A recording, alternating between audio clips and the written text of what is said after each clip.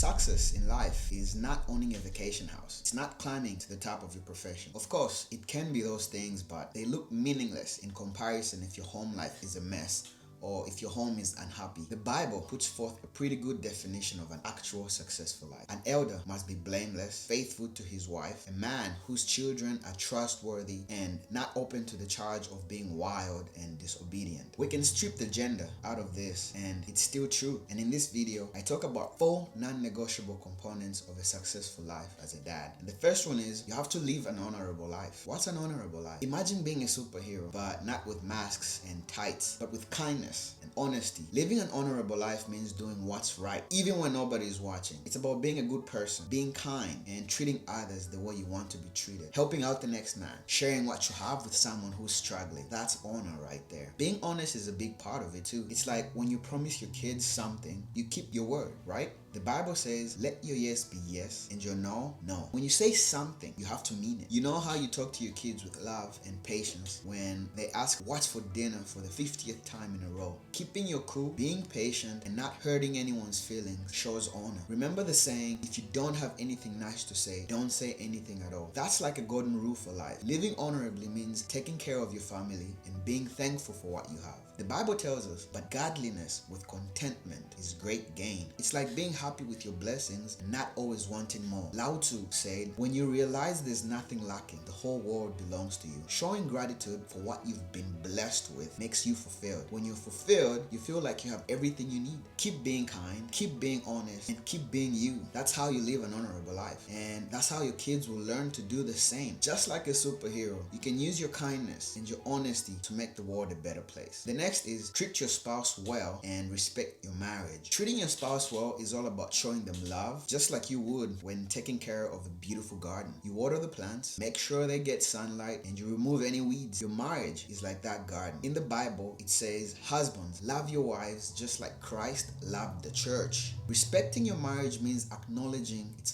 value like a priceless treasure. Think of it as a strong bridge that connects you and your spouse. In the Bible, it's also said, what therefore God has joined together, let no man separate. Unlike the modern day attitude toward divorce, your marriage is like a sacred connection that you should protect at all costs. You know how you listen to your kids when they talk about their day? Well, as much as you want to be left alone at the end of your day, listening to your spouse is just as important, if not more. Epictetus once said, we have 2 ears and 1 mouth so that we can listen twice as much as we speak. Listening is a way of building trust and closeness. When you really hear what they're saying and understand their feelings, you show them respect. I wish you luck with this one. Just as how you're patient with your kids when they're learning something new, the same goes for your spouse. The Bible says love is patient, love is kind. Patience is like a gentle breeze that calms down the storm. Kindness is like a warm hug that makes your marriage stronger. We all make mistakes, right? In marriage, saying sorry and forgiving each other is like healing a wound. The philosopher Confucius said, to be wrong is nothing unless you continue to remember it. Apologizing and forgiving helps your marriage grow and thrive. 2 are better than 1 because they have good return on their labor. I can't imagine raising my kids without their mom. I know for sure it will be 1,000 times harder than it is with her around. When you and your spouse work together as partners, you can achieve way more together. I'd go as far as saying, for this reason alone, I work harder to treat my spouse well and respect our marriage. Keep showing your spouse love and respect, and your kids will carry those lessons with them as they grow. Your marriage is a gift, and you're passing on the wisdom of love and respect to the next generation. The next one is that you need to teach your children to be honest and reliable. Teaching our children to be honest means helping them understand the importance of telling the truth. In the Bible, it's written, therefore, having put away falsehood, let each one of you speak the truth with his neighbor. Teaching our children about honesty and reliability starts with how we act. When they see us telling the truth and keeping our promises, they learn from this. It's like they're watching a movie where you are the main character. What we teach our children stays with them as they grow up. When they see us being honest and reliable, they'll learn to be that way too. Speaking the truth is better than telling lies. When we're honest, we build trust and make our relationships stronger. Reliability is like a steady rock in a fast-moving river. It reassures your child that you'll be there no matter what. Confucius said, if you say you would do something, try your best to do it. Keeping our promises shows that we can be counted on. Honesty and reliability bring happiness and peace. Just imagine how proud your child will feel when they know they can be trusted. Like when they finish a puzzle, that sense of accomplishment will shine on their faces. Teaching our children about honesty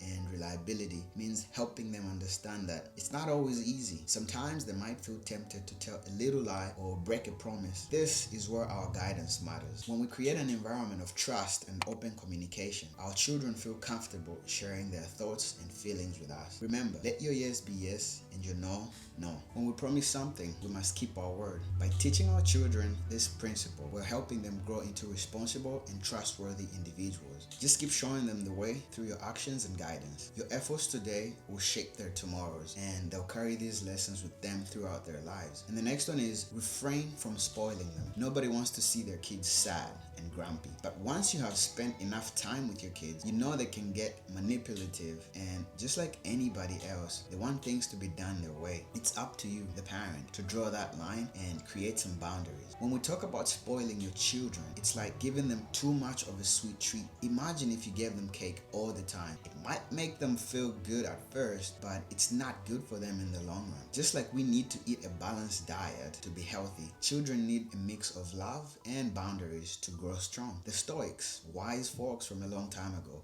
believed in balance. Being balanced and having good character is better than getting everything we want. Train up a child in the way he should go. Even when he is old, he will not depart from it. Guiding our children with good values helps them make wise choices as they grow up. When we avoid spoiling our children, we're teaching them about responsibility and appreciation. Imagine if they got everything they wanted without any effort. They might not learn to work hard or appreciate what they have. When we teach our children this, we're helping them find happiness in the simple joys of life. Confucius said, our greatest glory is not in never falling, but in rising every time we fall. This means that learning from challenges and growing stronger is more important than always winning. Nothing builds character like hard work. Avoiding spoiling our children also helps them become independent and resilient. Think about teaching them to tie their shoelaces or riding a bike. These skills make them more confident and capable. The same goes for handling life's ups and downs. The Stoics believed the best way to show that a stick is crooked is not to argue about it or to spend time denouncing it, but to lay a straight stick alongside it. By setting a good example, we're helping our children grow in the right direction. Avoiding spoiling your children means nurturing their growth with love, wisdom, and the right amount of treats. Thank you very much for spending your precious time with me today. If you like this type of content, subscribe to the channel and hit the notification button so you don't miss when I post a new video. If you can be successful or famous or respected at your chosen craft above all that, great. Just remember, no amount of worldly gains will matter, especially at the end of your life if you have failed at being a parent. I'll see you in the next one.